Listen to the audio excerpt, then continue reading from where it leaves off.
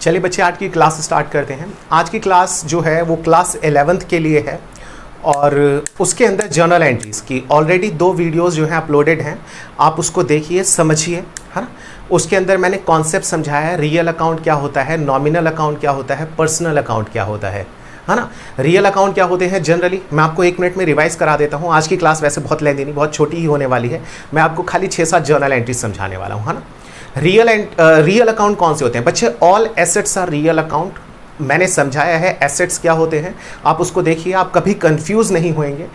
All assets are real account except few. उसके अंदर मैंने 2 पॉइंट्स आपको लिखवाए थे, बैंक एंड डेटर्स। मैंने कहा था आगे जब समय आएगा, सही समय आपको बताने लायक, तो मैं आपको और भी कुछ एक एंट्रीज बताऊंगा उसके अलावा, जो कि एसेट्स में उन 2 के अलावा और कौन सी ऐसी चीज़ें हैं जो कि रियल अकाउंट नहीं होते हैं। नॉमिनल अकाउंट मैंने आपको बताया था कि जितने भी खर्चे होते हैं, इनकम होते हैं, प्रॉफिट होते हैं, लॉसेज होते हैं, ये सभी हमारे क्या होते हैं?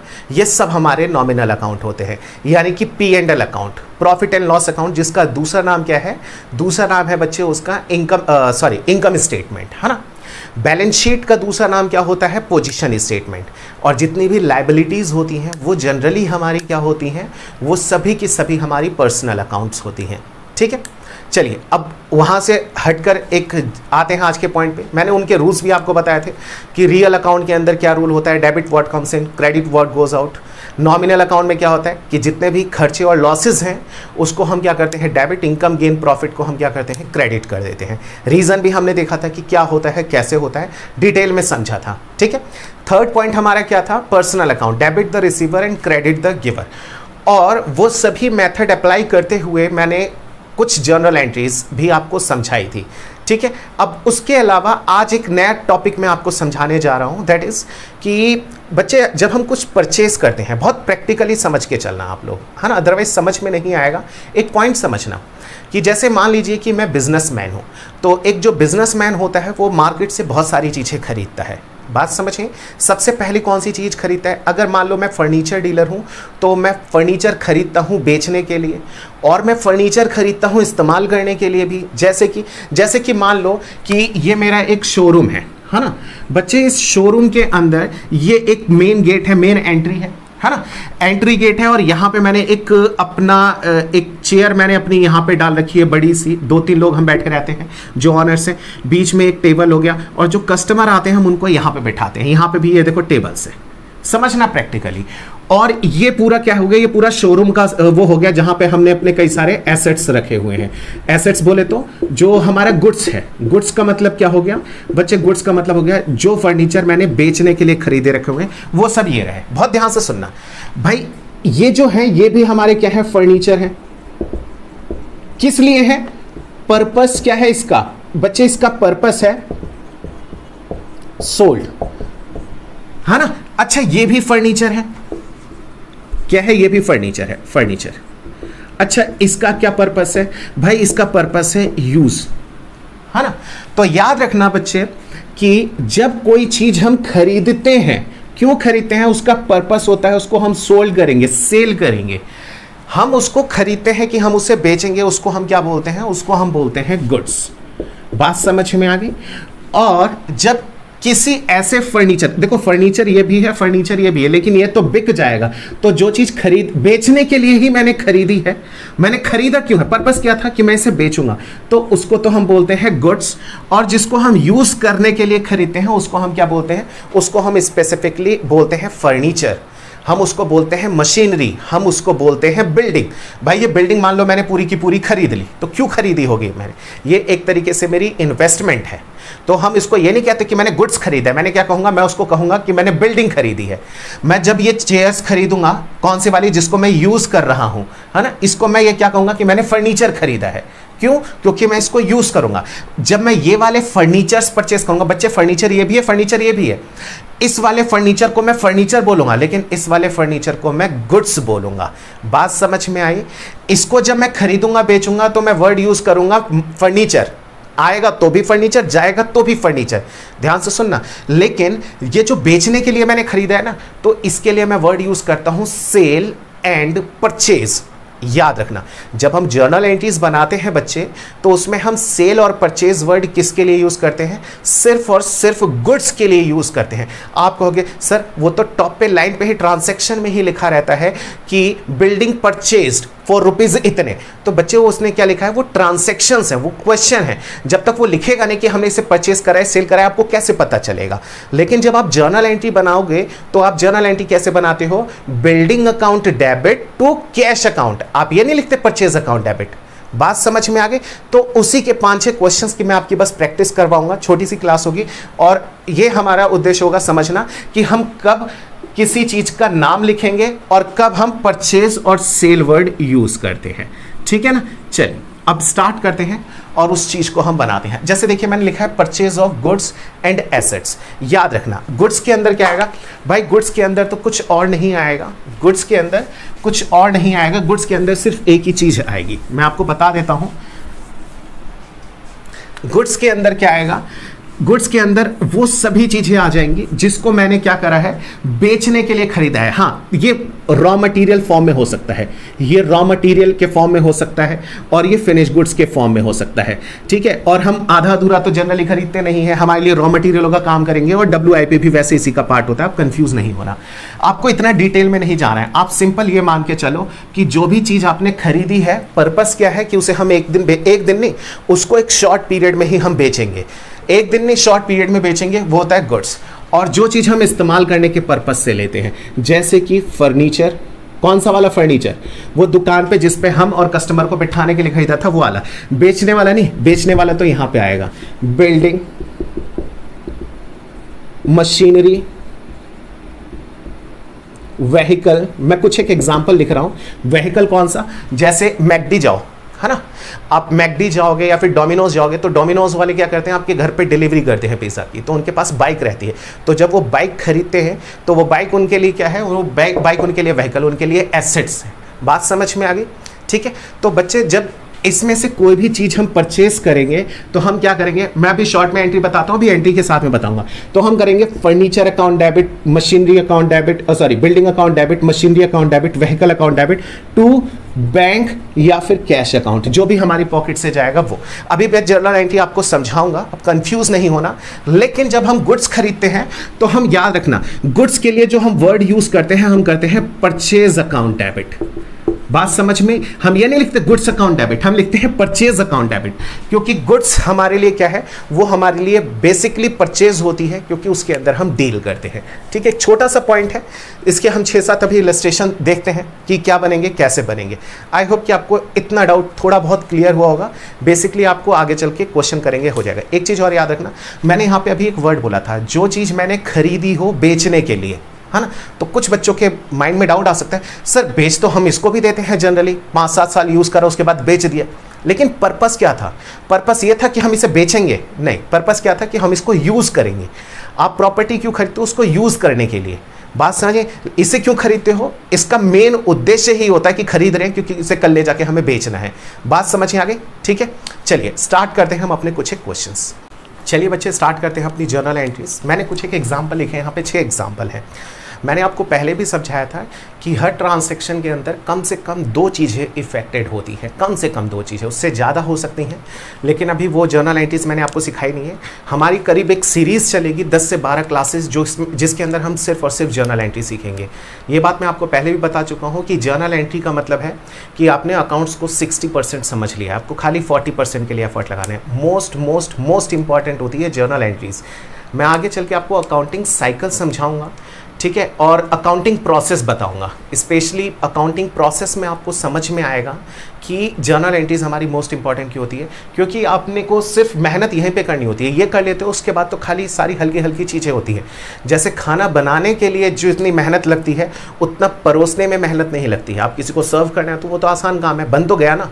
तो सबसे मोस्ट इंपॉर्टेंट क्या है कि आप उसको बनाते कितने अच्छे से हैं, ठीक है ना। तो आपकी कुकिंग बेस्ट होनी चाहिए, सर्व तो कोई भी कर देगा और बहुत आसान काम होता है। तो ये वही कुकिंग है, ठीक है। चलिए स्टार्ट करते हैं। सबसे पहले है मशीनरी परचेस फॉर ₹20,000। मैंने बताया था दो चीजें कौन कौन सी इफेक्टेड होंगी, आपको यहाँ पे देखना है ना। तो बच्चे इसके अंदर जो सबसे पहली चीज इफेक्टेड हो रही है वो तो हो रही है एक हमारी मशीनरी, और दूसरी हमारी क्या होगी, कुछ भी ना लिखा है तो हम उसे कैश भी मान के चलते हैं, है ना, क्योंकि लिखा है खाली है। आगे चल के देखो, मैं आपको एक पॉइंट और बता देता हूं, अगली वीडियो के अंदर मैं आपको प्रोवाइड कराने वाला हूं जो चीज़, वो ये है कि हम कब मान के चलते हैं कि हमने कैश में खरीदा है, कब मान के चलते हैं बैंक के थ्रू, और कब मान के चलते हैं उधार यानी कि क्रेडिट पर। ये मैं आपको नेक्स्ट वीडियो में आपको प्रोवाइड करा दूंगा, ठीक है। अभी फिलहाल मैं ये मान के चल रहा हूँ कि ये सारी चीज़ें कैश में है, कि machinery purchase for ₹20,000 in cash है ना। तो कौन सी दो चीज़ें इफेक्टेड हुई, मशीन और कैश। अच्छा, मशीन हमारा कौन सा अकाउंट है, मशीनरी हमारा क्या है, मशीनरी हमारे लिए एक संपत्ति है, प्रॉपर्टी है, और वो प्रॉपर्टी हमारे लिए कौन सा अकाउंट होती है, रियल अकाउंट होती है। कैश, कैश भी हमारे लिए रियल अकाउंट होती है। और रियल अकाउंट का रूल क्या होता है, डेबिट व्हाट कम्स इन और क्रेडिट व्हाट गोज आउट। भाई अगर मैं मशीन खरीदूंगा तो मशीन आ रही है या जा रही है, मशीन आ रही है, यानी कि डेबिट व्हाट कम्स इन, जो आ रहा है आप उसको डेबिट करो, यानी कि ये क्या हो जाएगा, डेबिट व्हाट कम्स इन। मैंने आपको बताया था कि वीडियो के अंदर कि भाई आप जितना इसकी अभी से प्रैक्टिस कर लोगे, आप शॉर्टकट बिल्कुल नहीं मारना, कम से कम 10 से 12 दिन तक की आपकी प्रैक्टिस ऐसी होनी चाहिए जिसके अंदर आप पूरी चीज़ लिख रहे हो, सो दैट कि आपके सारे कॉन्सेप्ट क्लियर हो जाए। उसके बाद आप शॉर्ट में मारो, क्योंकि ये लिखना कंपलसरी नहीं होता है, लेकिन आपको सीखने के लिए ये सब काम करना पड़ेगा। कैश, भाई मशीन में जब खरीदने जाऊंगा शॉप पे तो मशीन तो मेरे पास आ रही है, लेकिन कैश मेरे पास से जा रहा है, और कैश जाएगा तो credit what goes out. Real account का रूल क्या होता है, क्रेडिट कर दो जो भी पास से जा रहा है, what goes out.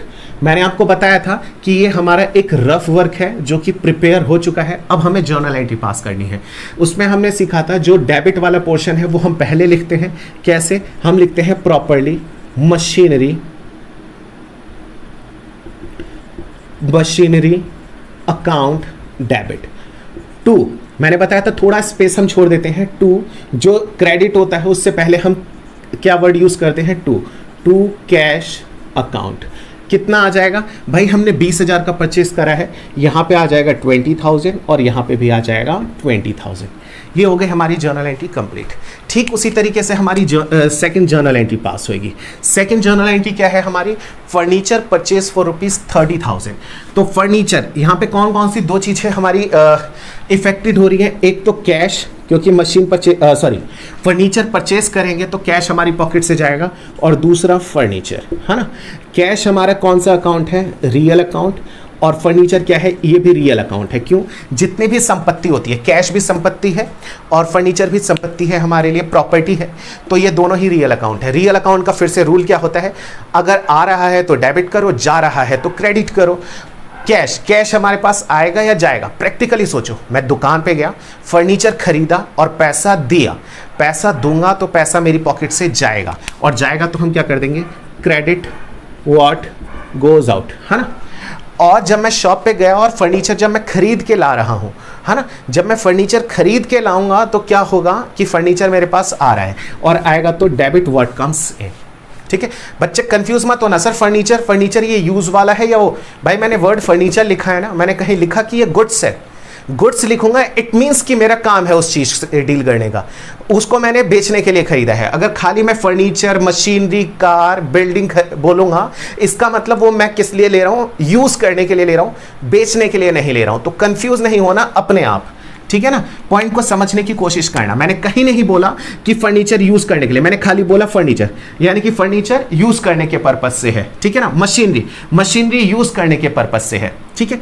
Journal entry इसकी क्या बन जाएगी, वही बच्चे देखो, मैंने यहां पे जानबूझ के ऊपर नीचे थोड़ा करा है, जो डेबिट वाला पोर्शन होता है वो हमेशा पहले आता है, क्रेडिट वाला बाद में। यहां पे देखो डेबिट वाला कौन सा है, ये, तो ये वाला पोर्शन पहले आएगा, यानी कि furniture account debit to cash account. कितना आ जाएगा बच्चे, इसकी कीमत कितनी है, इसकी कीमत है 30,000 रुपए, ये आ जाएगा 30,000। आप जल्दी से दोनों जर्नल एंट्रीज को नोट कर लीजिए अगर नोट्स बना रहे हैं तो, और इसको पूरा लिखना, यानी कि इसको भी आपको मेंशन करना होगा, ठीक है। अब करते हैं थर्ड, इसको मैं रख कर देता हूं।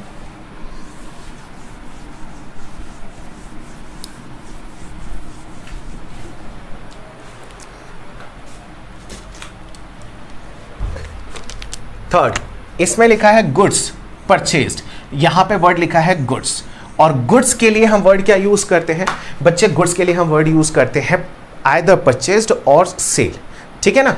परचेज और सेल में से हम कुछ भी यूज करेंगे। यहाँ पे लिखा है गुड्स परचेज, परचेज लिखा, इन्होंने क्लियर जब लिखा है कि गुड्स परचेज कर रहे हैं तो हम परचेज वर्ड यूज करेंगे, गुड्स वर्ड यूज नहीं करते हैं। यहाँ पे कौन सी दो चीजें इफेक्टेड हो रही हैं? एक तो हो रही है भाई परचेज, क्या परचेज, और दूसरी क्या हो रही है?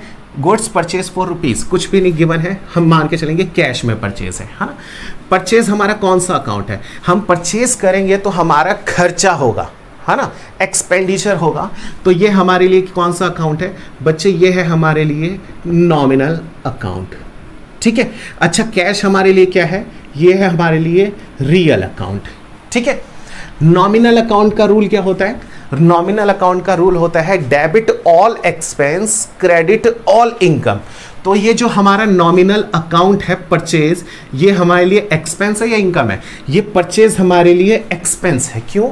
क्योंकि हम जब सामान खरीदेंगे तो पॉकेट से पैसा जाएगा, हमारे लिए खर्चा है। तो यहाँ पे क्या हो जाएगा? डेबिट ऑल एक्सपेंस, ठीक है। अच्छा, कैश भाई जब मैं सामान खरीदूंगा तो पैसा मेरी पॉकेट से जाएगा, रियल अकाउंट। रियल अकाउंट का रूल क्या होता है? Debit what comes in, credit what goes out. तो पैसा जा रहा है तो क्रेडिट कर देंगे, क्या? क्रेडिट व्हाट गोज आउट, है ना। अच्छा, जर्नल एंट्री क्या बन जाएगी भाई? डेबिट वाला पोर्शन पहले लिखा जाता है, यानी कि परचेज अकाउंट डेबिट, थोड़ा सा स्पेस देके टू, जो क्रेडिट वाला पोर्शन है वो आ जाता है टू कैश अकाउंट। कितना अमाउंट आ जाएगा बच्चे? इसका अमाउंट आ जाएगा 40,000 एंड 40,000। आई होप कि आपको पॉइंट क्लियर हुआ होगा, ठीक है। चलिए, पॉइंट नंबर 4 है बिल्डिंग सोल्ड। बिल्डिंग सोल्ड के अंदर क्या क्या पॉइंट आ जाएगा? कौन कौन सी दो चीज़ें इफेक्टेड हो रही हैं ये देखते हैं हम, है ना। तो सबसे पहले इसके अंदर हम लिख देंगे एक तो बिल्डिंग भाई, बिल्डिंग, और दूसरा क्या आ जाएगा? दूसरा आ जाएगा हमारा कैश, ठीक है। बच्चे नेक्स्ट वीडियो जरूर देखना, आपकी ये जो कन्फ्यूजन्स होगी कि कब हम कैश पकड़ते हैं, कब क्या चीज़ करेंगे हम, वो सब सॉल्व हो जाएगी, है ना। बिल्डिंग भी हमारा रियल अकाउंट है और कैश भी हमारा रियल अकाउंट है। वो कह रहा है बिल्डिंग सोल्ड। सोल्ड का मतलब मैंने बिल्डिंग को बेचा है, बेचा है तो बिल्डिंग हमारे पास से अब चली जाएगी और बदले में कैश हमारे पास आ जाएगा। रियल अकाउंट का रूल क्या होता है? डेबिट व्हाट कम्स इन, जो आ रहा है उसको डेबिट करो। भाई कैश आ रहा है, इसको हम डेबिट करेंगे, और credit what goes out, building जा रही है, इसको हम क्रेडिट कर देंगे। जर्नल एंट्री क्या हो जाएगी? Cash account debit to building account. Amount कितना आ जाएगा बच्चे? इसके अंदर अमाउंट आ जाएगा 50,000 एंड 50,000। आई होप कि आपको पॉइंट क्लियर हुआ है, इजी पॉइंट है। अगला आता है फर्नीचर सोल्ड, ठीक है। फर्नीचर सोल्ड का मतलब क्या हो जाएगा? कौन कौन सी दो चीज़ें इफेक्टेड है? 4, 5। एक तो आ जाएगा फर्नीचर और दूसरा आ जाएगा कैश। फर्नीचर हमारे लिए क्या है? ये भी रियल अकाउंट, ये भी रियल अकाउंट। आई होप कि आप तो अब इसको बना ही लोगे। फर्नीचर सोल्ड की एंट्री आप खुद बताइए, मैं इसको यहीं पे छोड़ देता हूँ, ठीक है। आप कमेंट में कर दीजिएगा आपको समझ में आता है, नहीं समझ में आता है, मैं बता दूंगा। आता है गुड्स सोल्ड फॉर ₹70,000, ठीक है। अब गुड्स सोल्ड फॉर, ये आपको करना है, ठीक है। मैंने क्वेश्चन मार्क डाल दिया है। गुड्स सोल्ड फॉर ₹70,000, गुड्स को मैंने बेचा है। बच्चे ध्यान से सुनना, मैंने यहां लिखा मशीनरी तो उसका नाम आएगा मशीनरी, मैंने लिखा फर्नीचर तो फर्नीचर का नाम आएगा। यहां पे लिखा है गुड्स, अब वो गुड्स कुछ भी हो सकता है फर्नीचर डीलर हो, तो जो फर्नीचर उसने बेचने के लिए खरीदा है उसको वो गुड्स बोल रहा है, बस समझे। लेकिन अगर वो फर्नीचर यूज करने के लिए, पर्पस के लिए खरीदता है तो वो उसको फर्नीचर ही बोलेगा, वो उसको गुड्स नहीं बोलेगा, है ना। फिर बिल्डिंग, बिल्डिंग का मतलब क्या है कि ये हमारे लिए इन्वेस्टमेंट है, ये हमने बेचने के लिए नहीं खरीदी है, क्योंकि रियल एस्टेट के लिए तो बिल्डिंग ही गुड्स होती है ना। अच्छा, फर्नीचर सोल्ड का मतलब क्या है? फर्नीचर सोल्ड का मतलब है कि जिस फर्नीचर को हम यूज़ कर रहे थे, काफ़ी पुरानी हो गई, अब हमने उसको उठा के बेच दिया। अब लिखा है गुड्स सोल्ड। गुड्स का मतलब जिस चीज़ में हम डील करते हैं हमने उसको बेच दिया है ना। तो हम यहाँ पे वर्ड यूज़ करेंगे सोल्ड के लिए। जब गुड्स को हम बेचते हैं, गुड्स जब बेचते हैं तो उसके लिए वर्ड यूज़ किया जाता है क्या? सेल वर्ड्स, क्या? सेल, है ना। और गुड्स सोल्ड फॉर ₹70,000। दूसरा आ जाएगा हमारा कैश। सेल क्या है हमारे लिए बच्चे? सेल होती है नॉमिनल अकाउंट, क्योंकि ये हमारे लिए इनकम है। जब किसी चीज़ को हम बेचेंगे तो हमारे लिए वो क्या बन जाएगा, इनकम। और कैश हमारे लिए क्या है बच्चे, कैश है हमारे लिए रियल अकाउंट। अब नॉमिनल अकाउंट और रियल अकाउंट का रूल क्या होता है हमें ये देखना है बच्चे। सेल्स अकाउंट है ना, सेल नॉमिनल अकाउंट है, नॉमिनल अकाउंट का रूल होता है क्या, debit all expense, credit all income, है ना। तो हम यहाँ पे कर देंगे क्रेडिट ऑल इनकम, ठीक है। Cash real account, debit what comes in, credit what goes out. Sale करेंगे, अगर हम बेचेंगे तो पैसा आएगा, पैसा आएगा तो हम उसको डेबिट करेंगे, डेबिट व्हाट कम्स इन, यानी जर्नल एंट्री क्या बन जाएगी भाई, फिर से वही पैसा आ रहा है तो कैश अकाउंट डेबिट, पैसा account debit to sales account. कितना आ जाएगा अमाउंट, अमाउंट है इसका 70,000। बस आज की क्लास में ही। नेक्स्ट क्लास में क्या करना है, मैंने क्वेश्चन पहले ही तैयार कर रखा है, मैं बता देता हूँ। ये है गुड्स परचेज फॉर ₹10,000 कैश। हाँ मैंने आपको बता चुका हूँ। नेक्स्ट क्लास में हम करेंगे कि कब हम क्रेडिट मानकर चलते हैं सेल और परचेज को, कब हम कैश मान के चलते हैं, कब उसकी बैंक के नाम से हम एंट्री पास करते हैं। अच्छी क्लास होगी, इंटरेस्टिंग क्लास होगी, तो आप उसको मिस नहीं कीजिएगा। तब तक आप इसकी प्रैक्टिस कीजिए। Till then bye bye, take care everyone.